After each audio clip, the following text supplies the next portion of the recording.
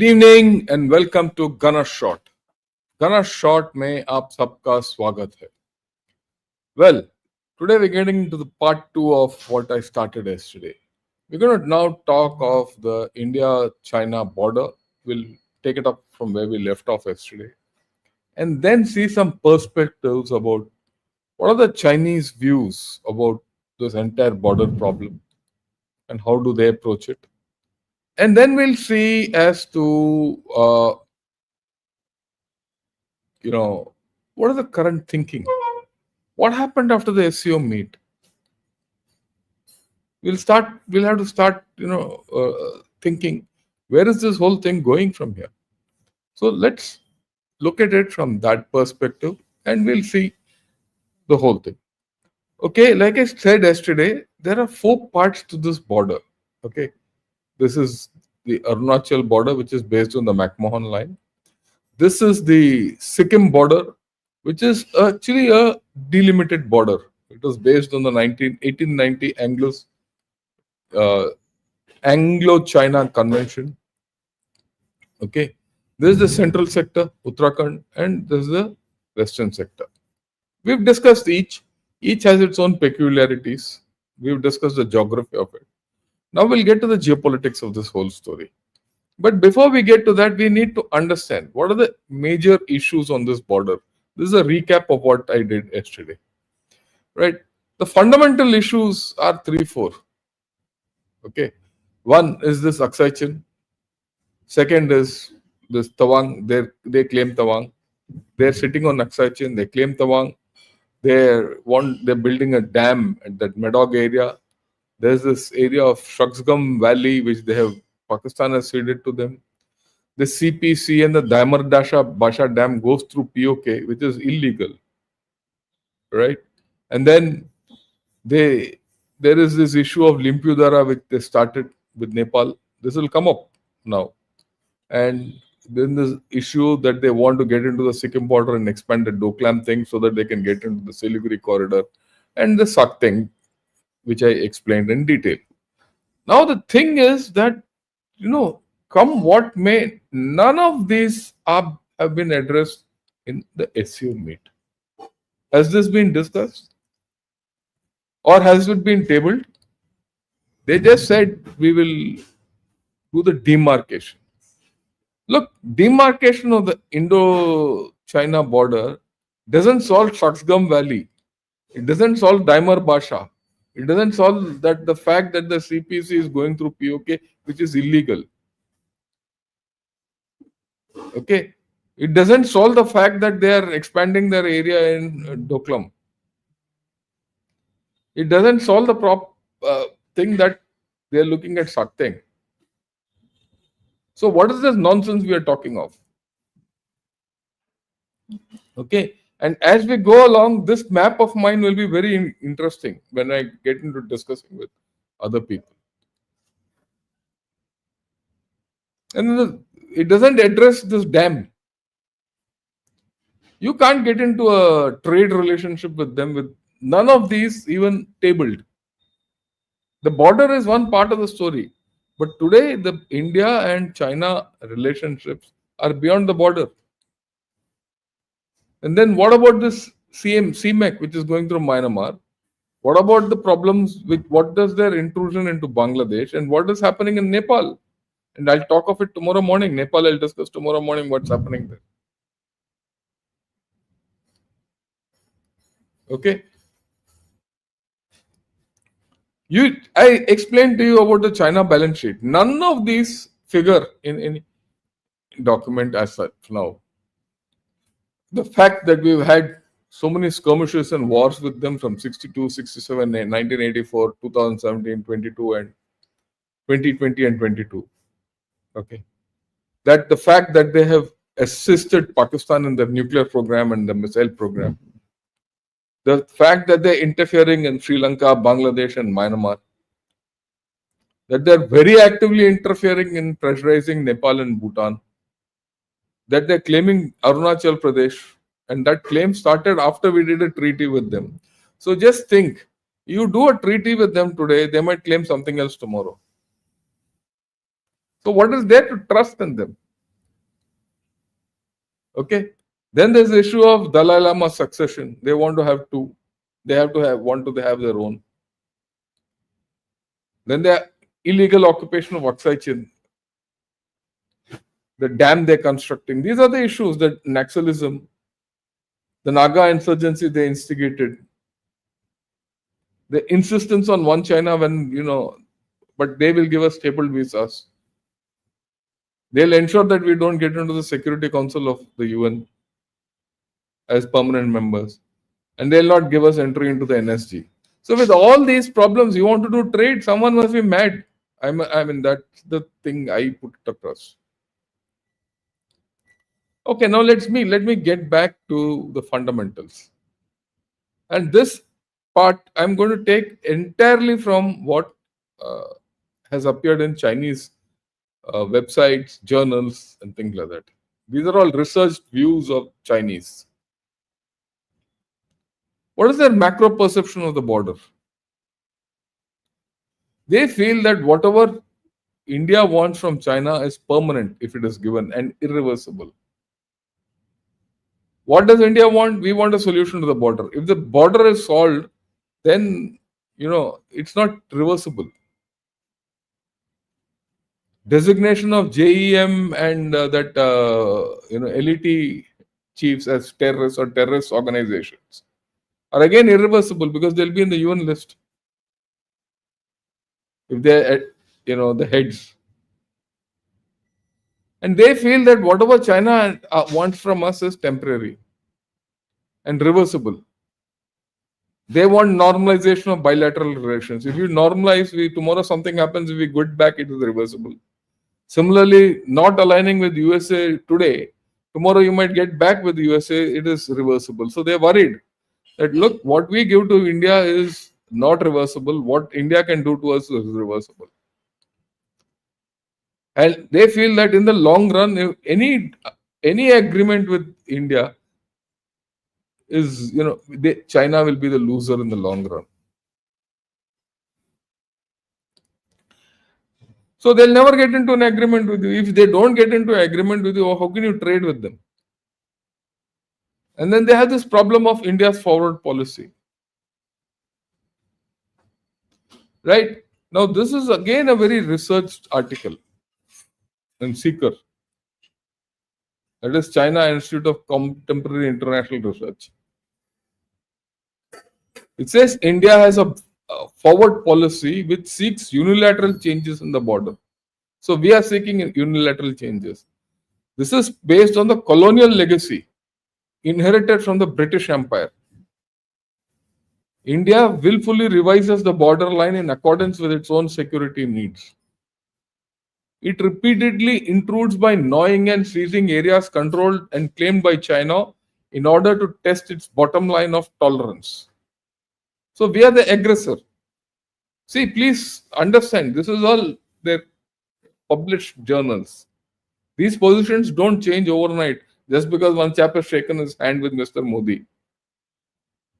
I'll be very blunt about it.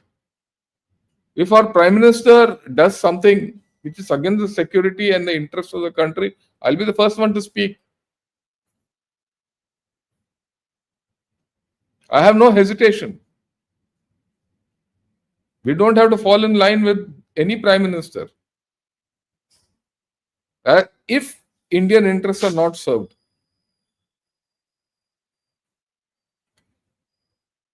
that we should be very clear. There's no allegiance in this. The allegiance is only to the constitution and the flag. Okay? And we have to be very clear at what is the price we are going to pay for any development. That development cannot be at the cost of our territorial integrity and sovereignty or compromise on sovereignty.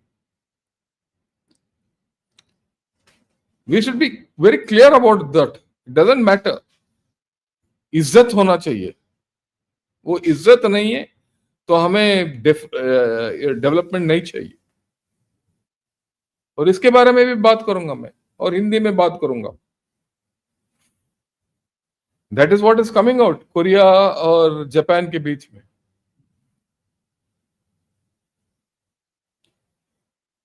It repeatedly intrude. Okay, China is increasingly concerned about India's salami slicing. So we are carrying out salami slicing, particularly in the Western sector. I don't know where we have done that. India is emboldened to take such steps since it feels that China will not be able to retaliate due to US pressure. The Indian military controls most of the commanding heights along the eastern and middle section of the China India border. They're worried because we are on top in most places. Even in the western sector, we're always at some advantage. And here I must tell you, the Chinese don't have the capability to maneuver in altitude. Because maneuvering in altitude is not going by drone spawns and all. You have to go by 240. Left, right, left, right. You have to climb heights. They can't do it. Modi came into power. India's border troops have focused on promoting the forward policy along the western border of the India-China border. So ever since Mr. Modi has come, this story has started. And that is what they feel.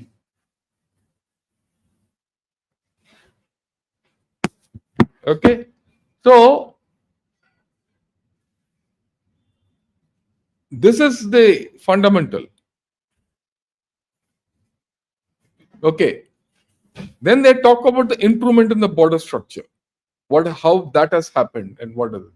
So because of the improvement in the border structure infrastructure, he says border standoffs have become fiercer due to improvement of frontier infrastructure, increasing logistics capability, deployment of advanced monitoring equipment.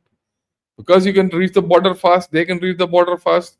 Anything happens, you react fast. It is like better communication, your reaction is faster. Nepal issues are happening. They happened 2-3 hours back. Already people are asking me, sir, is this connected to that? The same thing here. Now, improvement in border infrastructure, they feel enable Chinese and Indian troops to conduct more frequent patrols and respond more quickly and assertively against the intrusion and infiltration from the other side. And hence, there is clashes. It's difficult to control.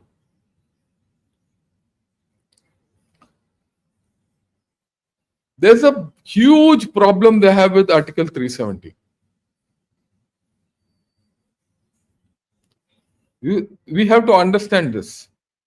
And in my opinion, this Article 370 was a major reason for the intrusions in 2020. They feel this is what they've written in 2019. India set up the Ladakh Union Territory and included part of Chinese territory in the western sector of China-India boundary into its administrative jurisdiction. Because Article 370 was basically for that side, isn't it? But it included Kashmir. Kashmir, see, now implicit in this is that area as part of Kashmir, Aksai Chin. This is a tacit underlying agreement, fine line. Okay, we shouldn't lose sight of this. They're worried. And then they say India argued that this is an internal matter concerning the territory of India. But China objected because it undermines Chinese territorial integrity, sovereignty, and integrity. Because our claim is still Aksai Chin. They're worried because we are claiming their area as per them. How do you resolve this? Again, let me explain this story. Yesterday also I spoke. I'm explaining this again. Right? What has abrogation of Article 370 done? It has renewed India's claim on Aksai Chin. And it has, as per them, it has violated the status quo. Now, add to that, India has raised the mountain core in that area. The DSBB road, that is Darbuk Shok Daulat Beg Goldi road. Okay, it has been completed. That was completed recently. This is the red one which I put. Okay, this is a red line. Okay, that's the road. And this threatens the CPEC. The CPEC comes from here. This is the original, this is the bypass CPEC, which comes through the Stockholm tract. This is a violet one, and the original. It also threatens because access up to Karakoram Pass threatens this area. Yesterday, I said, where there is Pakistan, as per them, Afghanistan, Tajikistan, Kyrgyzstan, and Kazakhstan. So they have an issue there. It's a sensitive area. How do you resolve this? I don't know. And you start trading with them. Then they say that Indian government has changed the crisis management model. Okay. Now it says earlier agreements between the two governments was that neither side shall open fire within 2 kilometers from the line of actual control. That was part of the, you know, confidence building measures, right? And no bullet has been fired from for decades. That, as per their thing, is it that's a mature thing that firing has not happened. But he says India has changed its tactical operations model and tends to resort to use of force in dealing with any crisis. And they quoted our NSC when he said in 2020, the use of force was approved with alacrity at the topmost level, and the Indian government authorized freedom of action at the lowest tactical level. Why did we do that? We did it, they were coming on us in 2020. Galwan, Pangong Tso, BBO, Demchok. So at that point of time, the thing was we're going to fire on them. So they say, look, Indian government is aggressive on this issue. And then they say the new policy of the Indian government is reminiscent of Nehru model.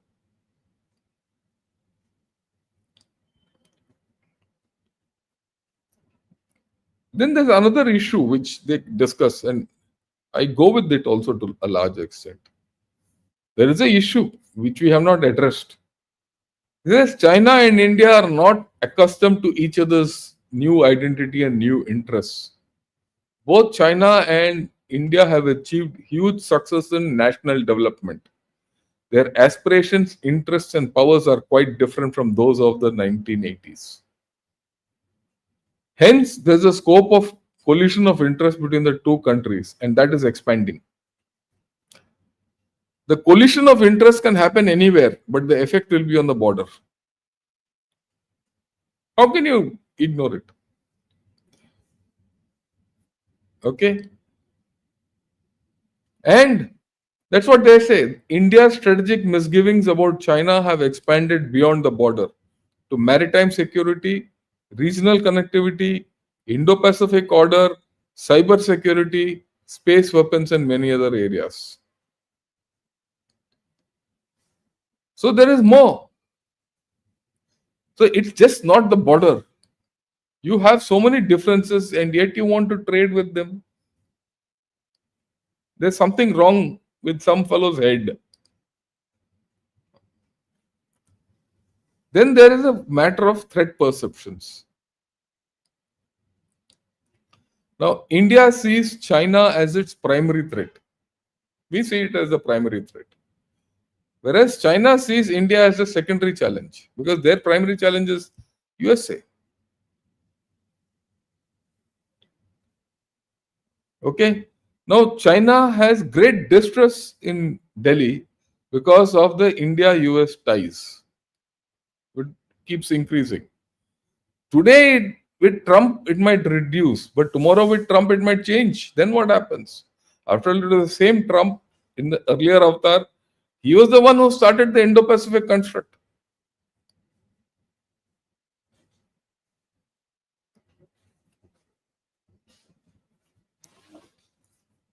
And then we have a view China balances India by propping up Pakistan and developing ties with smaller countries in the region. That is Bangladesh, Nepal, Sri Lanka, Maldives, Afghanistan.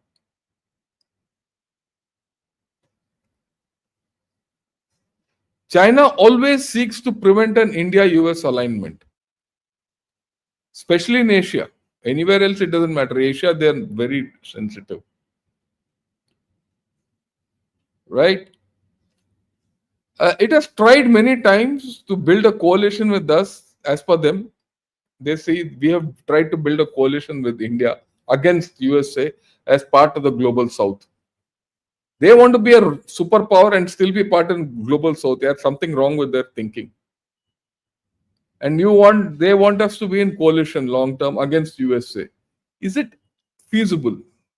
Because one of the things which will come about with doing anything with them is you have to be against USA.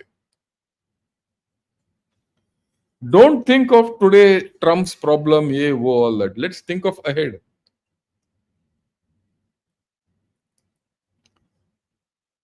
Right? Okay. Now here comes the clincher. Under the BJP fellows must be very clear about it. And they are against the BJP. They're worried about the BJP. To that extent, the BJP is doing a good job. But look at it how they look. Chinese innately distrust any country's foreign policy that is linked to radical domestic politics. And that's a bitter lesson learned from itself during the Cultural Revolution, as per them. Now, what is this radical domestic politics? They talk of Hindu fundamentalism.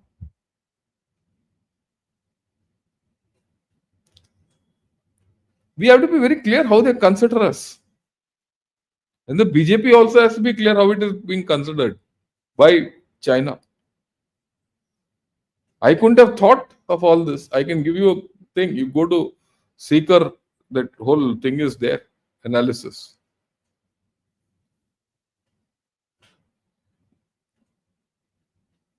I I don't consider RSS as a Hindu radical group, but they do.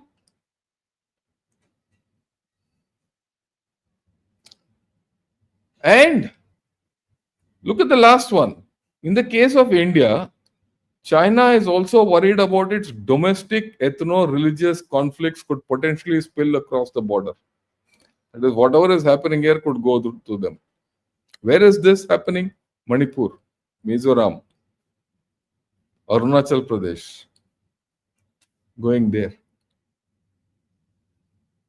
And some across into Tibet. So that innate distrust about the Dalai Lama, the RSS, and how they view the RSS is all there. I mean, there's nothing for us to hide and think. You have to think what the right, how they view it.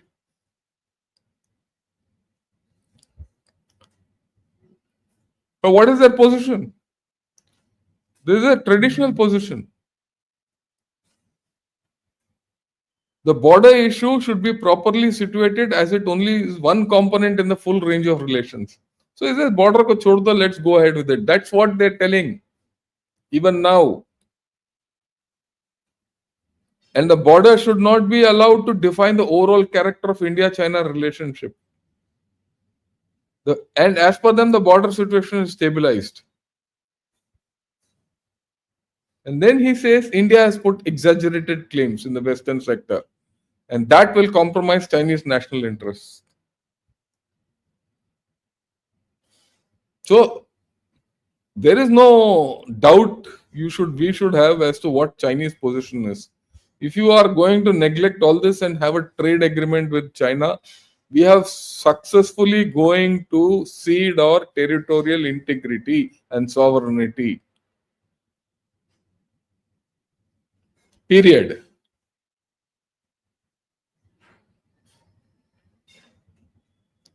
And not clarifying the LAC enables China to play on ambiguities to encroach upon Indian held territories. That's their view. If you don't clarify, they can put pressure. They say India has a very clear idea of where the LIC is.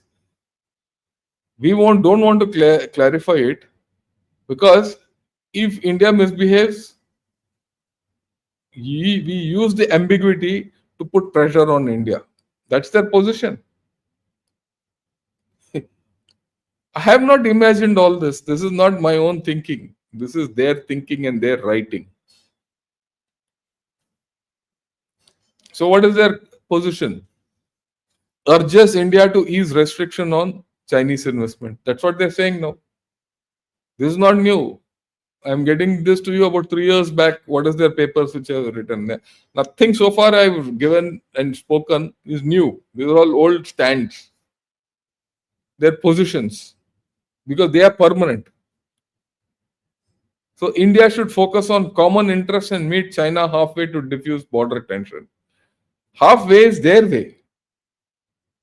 When you meet China halfway, it is their way. As the world's top two developing countries and eternal neighbors, common interests between China and India clearly outweigh their differences. And achieving common development and prosperity is of global exemplary significance. These are English. Then there's this widely shared perception in China in their Weibo's and WeChats and all that. They say that India's appetite grows when China makes concessions and forces Pakistan's hand. That is, if they restrain Pakistan, India's appetite will grow. So why should we restrain Pakistan? Mind you, this is a very important thing, and I'm going to talk of it a little later. 2 minutes. When we come to the SEO meet, this point will come back in. India's newfound alignment with the United States has emboldened Modi's adventurism. Okay. India revoked Article 370 5 months after its brinkmanship in Pulwama, which directly challenged China's national territorial claims in Ladakh. Whatever China delivers on Pakistan will not be seen as its goodwill, but as concession extracted due to India's strength and China's weaknesses. Now, this is the clincher. India will make even more demands if China delivers anything.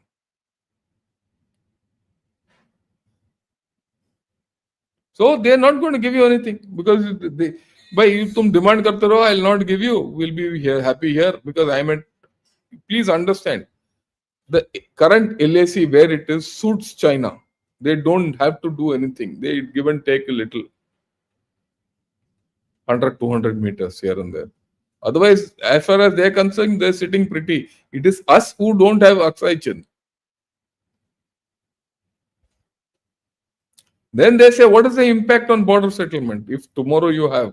He says, no tangible benefit accrues to China by giving up leverage over India. Right? They must continue to maintain psychological pressure to force India to protect its territorial integrity against China, so that we are always committed on the border and not diverted away.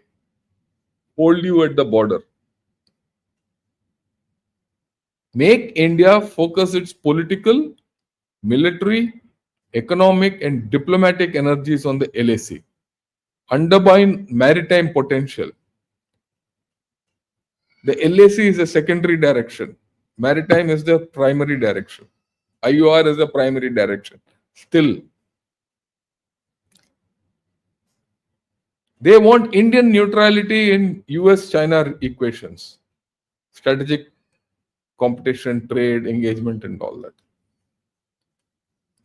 And they feel if they resolve the border conflict, it will open doors for better alignment with the US and not India, or not with China.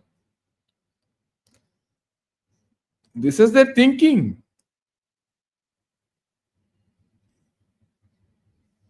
Now, they have three schools of thought which has operated with India. One is a hyper-nationalist school. They said, teach India a lesson. That was how they operated when they came in 2020 into Eastern Ladakh.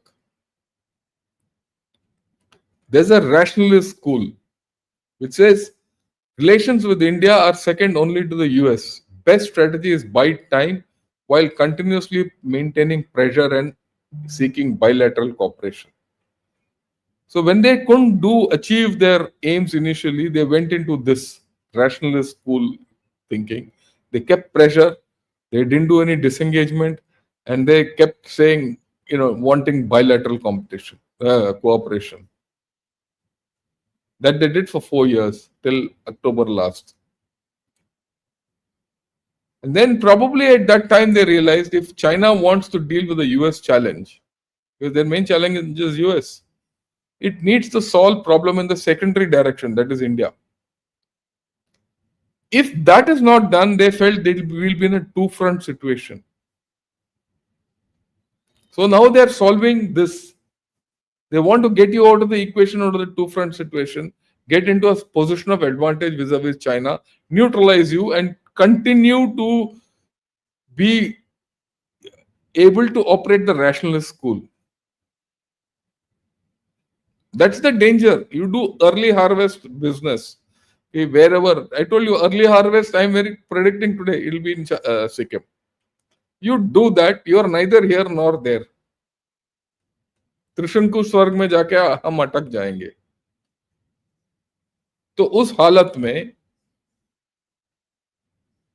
they have the choice of going and being rationalist or go to the third option the way they want. You will be stuck. What is the Chinese approach pre and post SCO meet? Now we'll come to the present. See, if you have to counter US tariffs, you have to diversify, which I've been talking. Within the SCO, you have to diversify to Russia, China, and other SCO countries. There's no doubt about it. Russia has agreed to open its market, but China has not given you anything. China has not given you an indication that they'll buy anything. All their non-tariff barriers are still in place. It's not out of place. They want us to open up our market for them. It's only then their economy will revive. And they have also not spoken anything about the 1.5 trillion trade deficit. We have a trade deficit with them.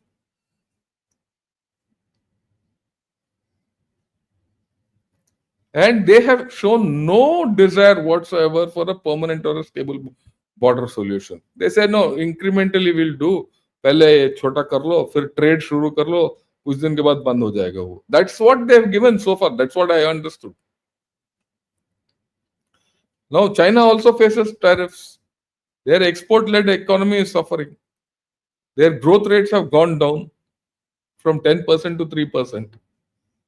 The global average, actually, if you go by global averages, they're at about 1%, 2% growth, maybe negative. It needs the Indian market. But they want your market without doing any de-escalation on the border. There's no de-escalation, no. Disengagement has taken place, but no de-escalation. De-escalation means they have to pull troops out. They're not doing that. They're building infrastructure there. If they're building infrastructure, how can you de-escalate? If you don't de-escalate, why should you have any trade? They have not given you, see, this business of mutual trust, mutual respect, and mutual sensitivity. Our Prime Minister has spoken now. Our External Affairs Minister spoke last month here in India, and before that, our Defense Minister spoke in the SCO Summit, Defense Minister Summit. All this has happened. Have they responded to you? We are talking of a multipolar Asia, multipolar world. They are only saying a multipolar world, nothing about Asia. They don't believe that there's a multipolar Asia. That is there in the readouts. Now, if all this was not enough, the SCO meet was over. First, second, 3 days after that, on September 4th, one day after that parade, September 3rd was the parade, September 4th, there was a China-Pakistan discussion. Today morning I said that they humiliated the Pakistanis. Yes, they humiliated the Pakistanis. They've made that fellow sit in a corner like a, वो है ना, little Jack Connor sat in a corner, sucking his thumb dry, that kind. भाई बैठो सुनो अभी. Okay, so the China and Pakistan sat together one day after the military parade, and they have reiterated their all-weather friendship. And part of this, what is the thing coming out? They are deepening their defense and strategic cooperation. They are going to closely coordinate in international and regional affairs.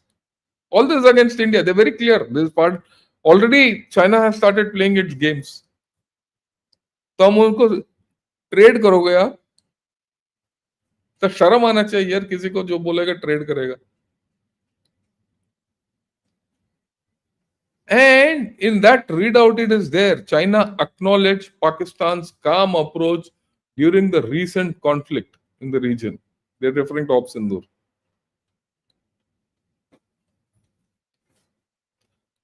So we should be very clear. And then both of them have reiterated the China-Pakistan economic corridor, which is supposed to be the mainstay of bilateral relations. China is also building the Karakoram highway into POK, refurbishing it. There's a realignment project because the current alignment is giving way at many places. So they're doing a realignment of that project. That will go into a problem. That's a different story. Otherwise, all their commitments into POK, where will it go? They have to sustain it.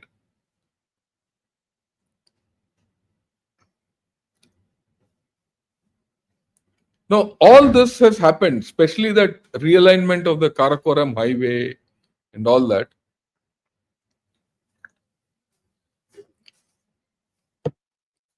And the commitments on the CPC and all that has come after our Prime Minister has said connectivity should not be at the cost of sovereignty of other nations.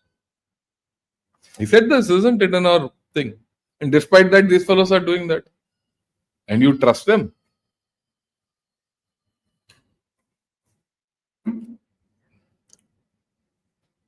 No, this is not the end of the story. Last year, if you remember, they made 2 counties out of that Aksai Chin area. That Aksai Chin area is no more part of Tibet. It is part of Xinjiang. Then they're doing another road along the border. They're increasing their infrastructure. They have announced a railway track from Hotan to Shigatse.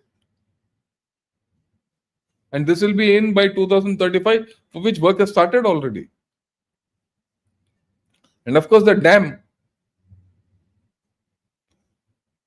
They are doing whatever they wanted. So what are we jumping for joy?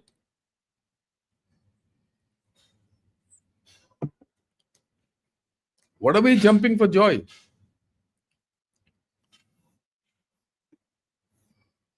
Today, just before I started this whole story, there's a thing in Twitter where that ambassador is addressing people, open public, with all Chinese in the background in India. And there are some Indian people who are sitting next to him and tali baja rahe. What is this nonsense? And what is he talking of? That great parade and that victory which happened, Second World War victory. And then he says, oh, India also contributed to that victory.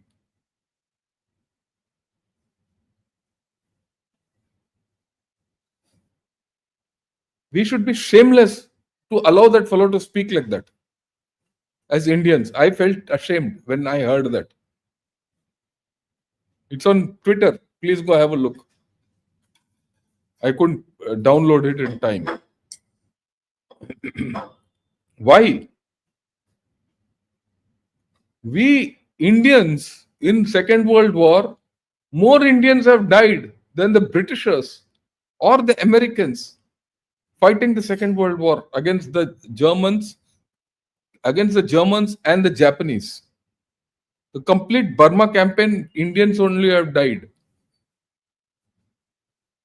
It happened on India, in Indian soil. No part of Second World War happened on Chinese soil. And we allow that fellow to speak. उसको जरा जूता मारना चाहिए था.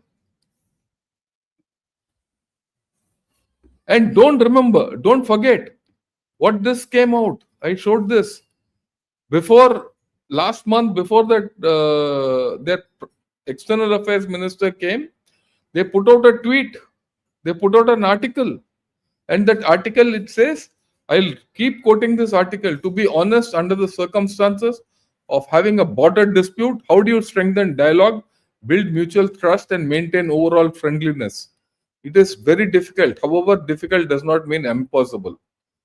So, although clashes were regrettable, but at least the two major countries of China and India managed to not to open fire, and India ultimately calmed down relatively quickly.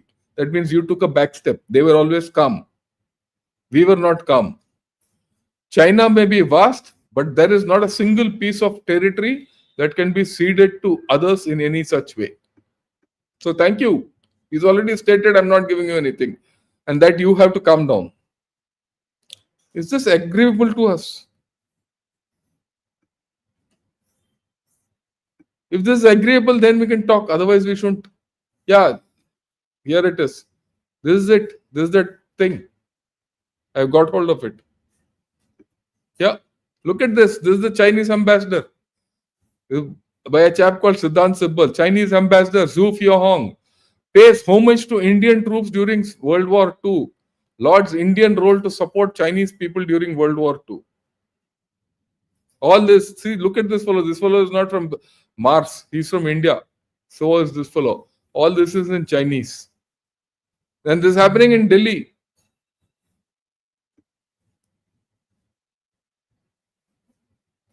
ये क्या हो रहा है?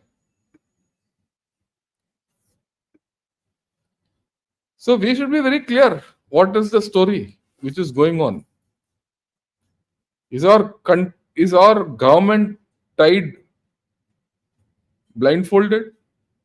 Do we want so much development? What do you want? What is more important to us? Is it development or izzat?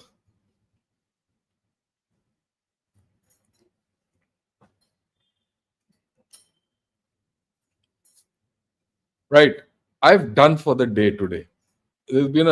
For me, it's been a very good thing of two parts. I hope you people have liked it. And if you have liked it, press the like button. Share it with your friends. I think this is a very important part which I've spoken. I know not many people have attended today, but give it. This is the most important part. It is more important than border yesterday.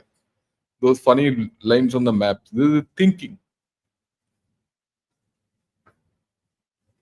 Right? So with this, I'll take a few questions. Yeah. Are military and diplomacy diverse enough that they keep compromising sovereignty? It appears so. To me, it appears so. It's a fact that because we were diverse diplomatically and militarily and governmentally and economically, we lost in 62. And this keeps coming back at us.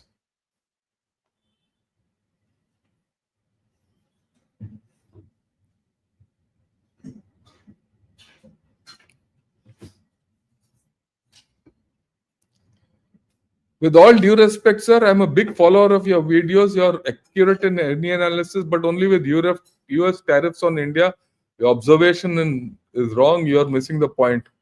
That's okay. That's your choice of thinking. I'm very clear. And today's discussion is not US tariffs on India. Today's discussion is India China relations.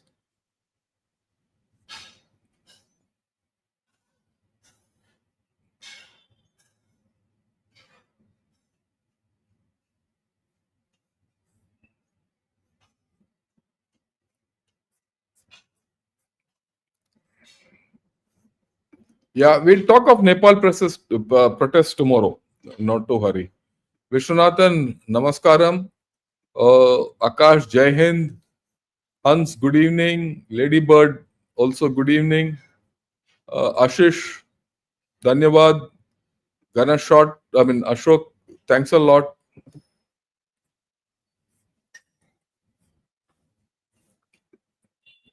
Ruzi Rayan, Jai Hind to you. Yeah, thanks for the China series. Request one podcast about Africa because Africa is crucial for our development due to the markets and minerals. I'll do that. I'll have to study about it in a detail or get someone from Africa to speak about it. But I've done one on Africa with Ambassador Gurjeet Singh. Have a look at it. Yeah, thank you for the presentation. The last two put a lot into perspective for international understanding. Can't get this information anywhere. Yeah, you'll not. It took me a lot of research to get hold of this. It's not easy. Ritanta, good evening.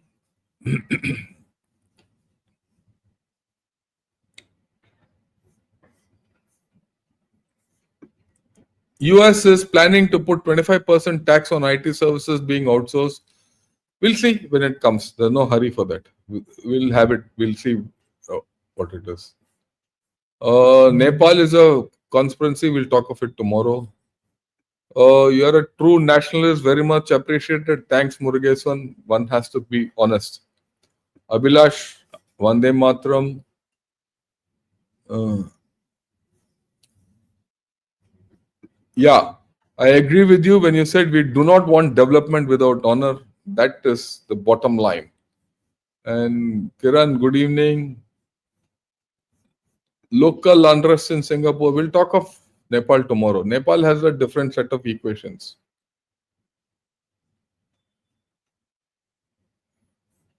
One China policy should be declared as Taiwan as the main China as one.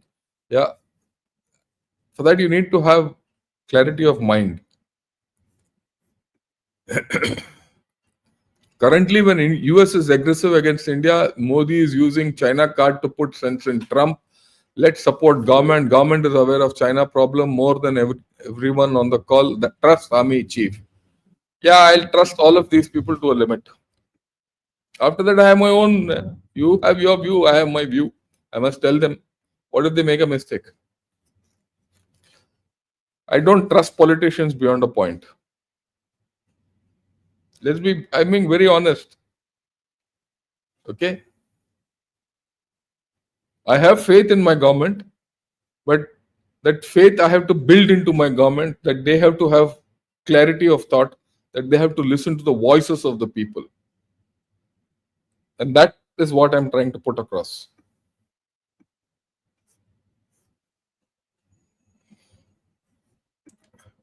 Yeah. How should this inform the idea of theaterization? You should do it super fast. You should do it by day before yesterday. There's no doubt about it.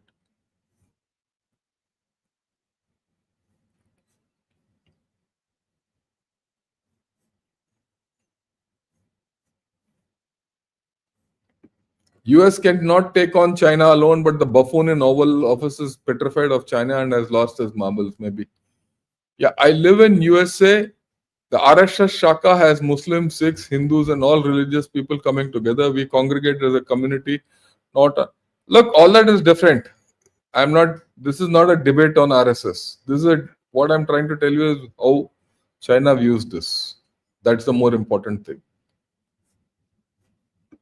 Yeah, Jayan, Namaskaram. Uh, is there any fictional answer to grave warfare from Indian side? We must. There's a lot we can do. It's not fictional. You can do actual real things. Yeah. Unless otherwise borders issues settle once for all, no meaning in having cordial relationship with China. Trade imbalances have to be settled. China gain upper hand in, yeah, I agree with you.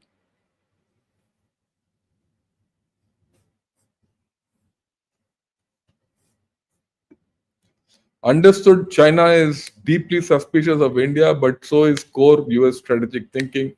So hedging is important. Both China has to be managed. Yeah, I agree, but you need to have a policy for that. If that's the policy, I'm okay with it. But the way we are giving platforms to the Chinese ambassador and all, it doesn't appear so. EM Shankar spoke like Navarro last couple of years, playing to the gallery, claiming we are smart, we can buy Russian oil, yet remain friends with USA. He's anything but diplomatic, a politician. He's a politician, he's no more a diplomat. Let's be very clear.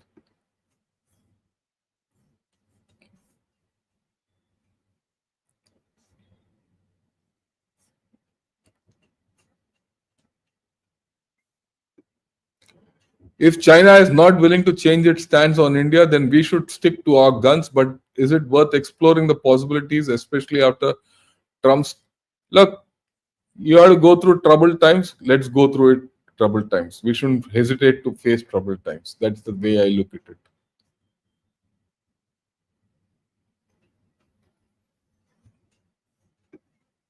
Yeah, our Pradhan Mantri visited Japan before the SCO meet and ensured FDI of 68 billion.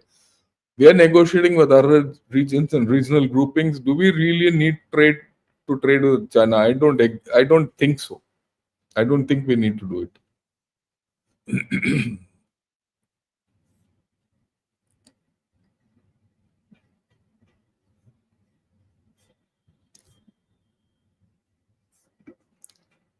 Do you think China is trying to take advantage of this tariff situation and we should be watchful and settle our border issues first before going into any deal?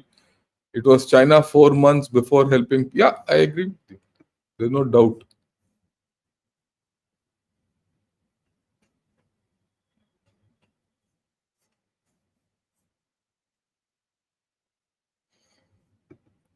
There is a narrative that the time to reclaim POK is over. It should have been done in one of the previous wars. What are your views? Why did this scam get acceptance in the government circle? Look, the way I look at it, our government has never had the idea of reclaiming POK. Seriously. If they do that, you'll be solving a lot of problems with China. That's an indirect method.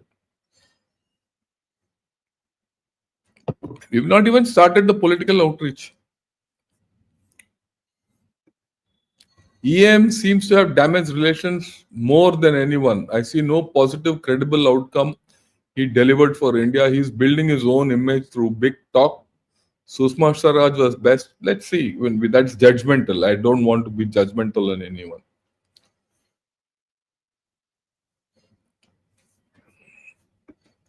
Oh, don't worry. I have a lot of patience. You explain matters so well that it takes time to assimilate and understand. Have patience with the number of. I have no problem with that. Right? I have no problem with that. Don't worry. What happens if we mirror Chinese strategies and keep testing and claiming Tibetan territory? Mao was more confrontational with USSR when it didn't align with national interests. We've lost that ability to be aggressive with China. This is the time. The time is on our side. In all this, time is on our side. The tide has turned. And so you can afford to be aggressive with China slowly. You don't have to be aggressive physically. You can do it politically and diplomatically. Indian communists not so bold because they're useless. They're simple as that.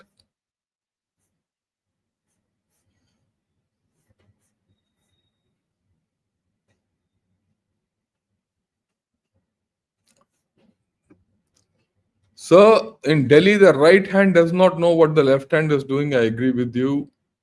Uh, the government and a few media narratives show inclination towards business with China without any guarded boundaries. Your view, that's my problem. You need to build guardrails.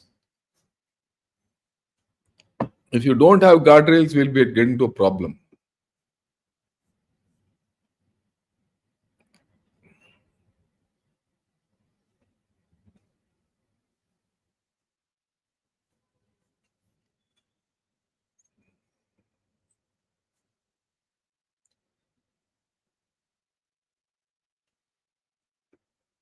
Yeah, have never seen you so agitated. I saw your tweet and was appalled. It is treachery and absolute madness. I agree with you. I mean, I've said what I had to say.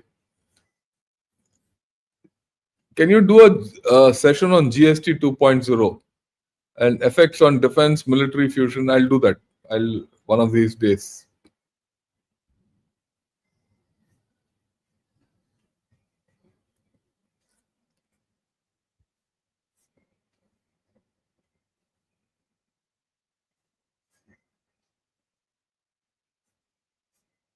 Right.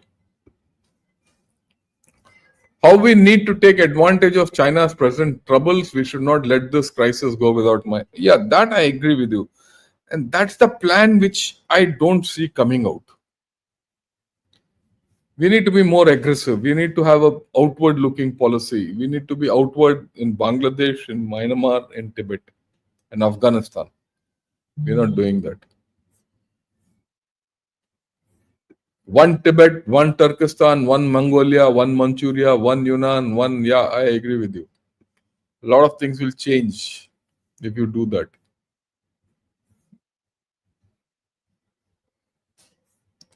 Okay. Don't the Chinese realize that declining population and they know it? They want to get rich before they become old. And they have a window of about 5 to 10 years. 5 years is what I feel. You'll see the effect by 2030. Okay, we'll see it. We'll talk of it. So by 2030, you'll see that there's a distinct change in US in China. So they want to get there before that, and this Trump fellow is giving all chances for them. So we'll see. Okay, so I think we're done for the day.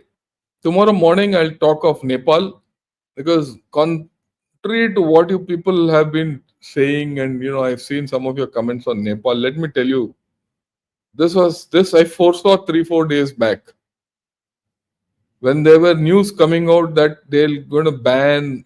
Actually it happened started 6 months back when not Twitter, TikTok was banned, and in November TikTok was banned. KPOL Sharma came and he opened out TikTok, and at China's behest, they banned Facebook's XCA, all that. So it is not like Bangladesh. Please don't even make the mistake of thinking it's Bangladesh. So we'll talk of it tomorrow. What I'll give you the sequence of events. Right. With this, thanks a lot. Have a great day, and we'll talk of Nepal tomorrow. I leave you with the thing. Have we got ourselves trapped in ye युद्ध का नहीं या बुद्ध का देश है? No, I don't think so. I think ultimately we'll do the right thing, but we have to remind the government where it is. So share it with your friends. Let's see where it goes. With that, thanks a lot. Have a great time, and Jai Hind to all of you.